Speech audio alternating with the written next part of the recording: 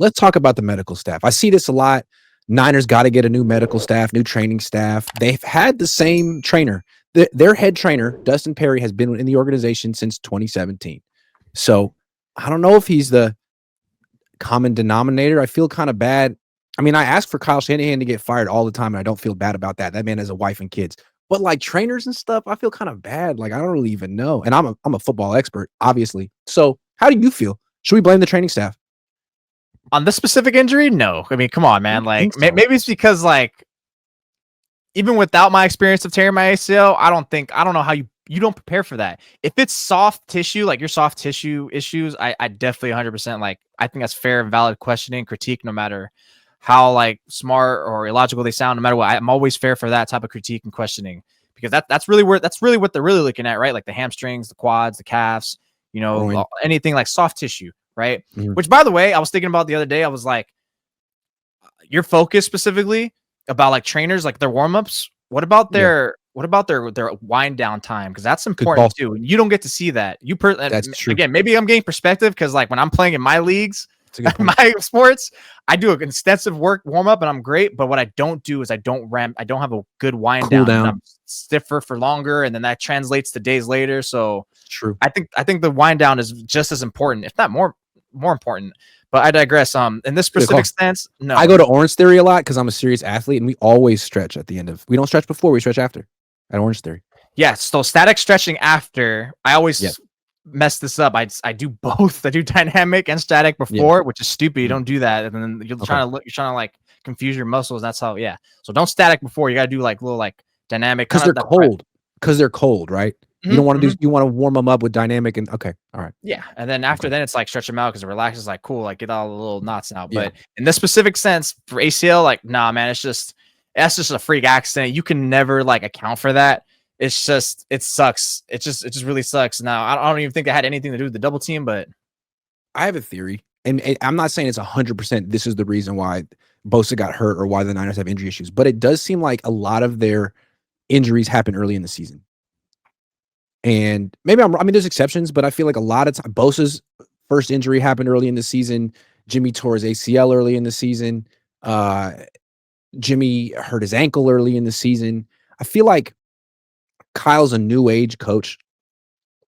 And like a lot of new age coaches, their thought is like, let's go kind of light in training camp.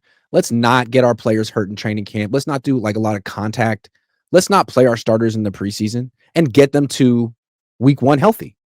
And then they get hurt quickly after that. I think the old school way of having some contact in training camp and have your starters play, maybe a quarter, maybe a half, is so that they don't all get hurt right away in the regular season. And maybe you're like screwed one way or another. Maybe if you play them in preseason, they get hurt in preseason and you look stupid. But I think that's one thing they could try is more of an old school approach. I think that makes sense because like you want to like what they say, like you want to build your calluses. Yep. And then Jinx, do you want me soda? But look, I'm obviously like a big combat sports, mainly an MMA UFC guy. Why do they spar? Why do they like damage themselves before that and get that? Because they have to get that going, so it makes them easier to go in the fight. It's almost like kickstarting your adrenaline, right? The same way what we just said, dynamic warm up to like kickstart your adrenaline, the blood flow, open them up.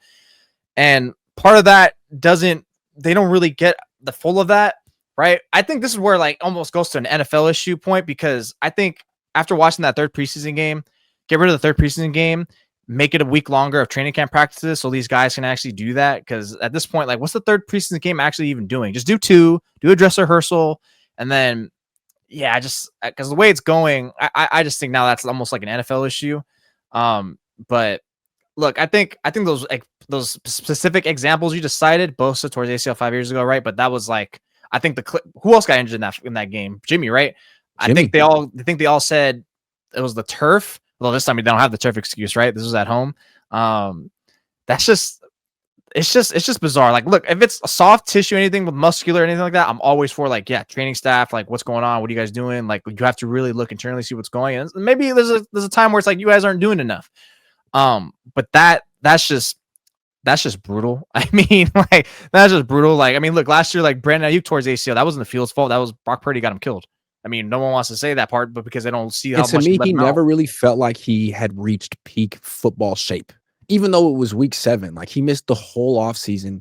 He never really played that well before getting injured. It felt like we were kept like waiting for him to round into shape, and then he had this catastrophic injury. I'm not saying if he had gone to training camp, he wouldn't have taken that hit because there's a certain amount of just shit happens in football. Like James Conner got hurt yesterday. Was he not in football shape, or did shit just happen? Like there's a certain amount of degree of that, but it feels Yeah. like the Niners, there are some patterns. And one of the patterns is that they're hurt all the freaking time. And the other pattern I seem to notice is a lot of these injuries happen early. And sometimes the Niners can withstand them, bounce back, and get healthy down the stretch. But I don't know if they will this year. We'll see. There's definitely, I mean, Bosa like I won't. said, I mean, he said it.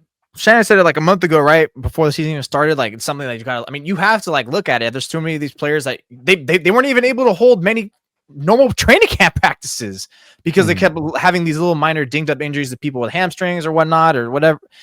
It is like even if this injury is unrelated, which that's what I think is with Bosa. It still always like has to like you always have to kind of like question like, man, it's just. What can we do to just kind of just avoid these things? But I mean, hey, look, for Bosa's sake, like every time I see like these fan accounts post him like on Twitter and stuff like that before the game, he's out there early and getting an extensive dynamic warming. That's a guy who takes perfect care of his body. It's just one of those things where you just say shit happens. This type of injury, that one was just brutal. Prize Picks will give you $50 when you play your first $5 lineup. Win or lose, you'll get $50 for playing. Use promo code COHN, COHN, and download the app now.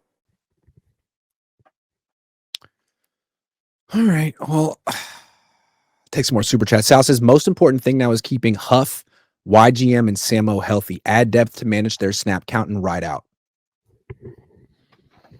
Probably what they will do. And more Michael on the edge. Dardar says, Bosa has torn his ACL 3 times. He's torn his right one twice. Niners should probably be prepared for him not to be as reliable after this.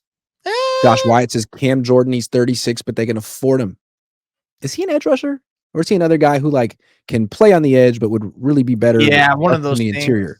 But look, if you do that, then it's a hard one, man, because it's like if you bring him in and it's I just want to say my whole thing is like if you bring him in, is that going to take away anything from Michael Williams? Is that going to disrupt his usage you have envisioned for him? Or even because if this means he has to take on more, I'm all for it because he's the first round pick. You have to he has to be an impactful player. He has been. Now it's like now I just want to see. I don't want you to acquire him and then that's coming at the cost of Williams. You have two kind of similar players like that. You already have Williams like that. I think we're looking more at pure edge rushers. That way we can keep Williams in the inside because he does great at that on pass rushing downs. I mean, that's how Nick Bosa got that sack and against the Saints, the second to last drive, because he forced them into that. He blew up the guard. I like that matchup better for Williams. So I like pure edge rushers. What about D Ford? I think he's available. Bring him. They can get him out. Amaya says, is postseason a done deal for Nick too? Yes. Oh, 1,000%, man. We're September, man. The playoffs are in almost 4 months, and he's man. He should be ready for week 1 next year. Yeah, he should be. He should be ready for week 1 next year. Drewish guy says, bring back Jose or Stats in place of the young duo. Man, that's hater. I feel like Stats isn't coming back. Chris Bond says, who amongst recently retired players available out of retirement for half a season? D Ford. Can that guy even sit in a chair correctly? Alden Smith. His back was really bad. Cassius Marsh. Who's the other 49ers player? Aaron Lynch? Jared Allen. Aaron Lynch. Remember when Aaron Lynch gained 20 pounds and we asked him about it and he said, well, my wife is pregnant and we've been eating a lot of food. Sympathy eating. He cited sympathy eating for his reason. That guy was living the dream. He was a good player for a minute too. DWB Studio says, next man up. He left the game and they were all right. That's in the game, though. That's different. Yeah, it was the Cardinals. But I want to give him credit. Like, he tore his ACL and he was like jumping around on the sideline, testing it out, doing high knees and stuff, walking around, being like, yeah, it's totally torn. And he's just walking around like no crutches. He's so strong that they couldn't even tell that his thing for sure was like, you have a lot of muscle, Nick. We're gonna have to do this one the new way. That's why I with an thought maybe MRI. that's why I thought maybe they couldn't tell him that initial test, because if the knee doesn't move and he's so strong, and Yeah, because look, I'll tell you this, like when you tear your ACL, like at least for me, it didn't really hurt. Like for 3 minutes it hurt, and you get up, it's like, oh, okay. But I think yeah, what Nick knows, because this is his third time, right, is he probably doesn't feel the stability, and maybe there yeah. was a little pain. So you lose that stability, it's like, oh no, because your ACL is pretty much goes diagonal in your knee, I believe, and that controls your rotation, your pivoting. So when you lose that, and you're able to walk, it's actually normal. But I'm sure today's not able to walk. I'm sure that swelling kicked in, because that's when the swelling starts to. The later it gets, the more swelling comes in. All of a sudden, it's like, oh yeah, I'm screwed. Yeah, I'm screwed. Yeah, he knew right away. He's experienced with this injury. Double B Studio says again, every year I say trade him. This is why. Well, I think it's not going to happen. The offense was off the field too fast, says Double B Studio.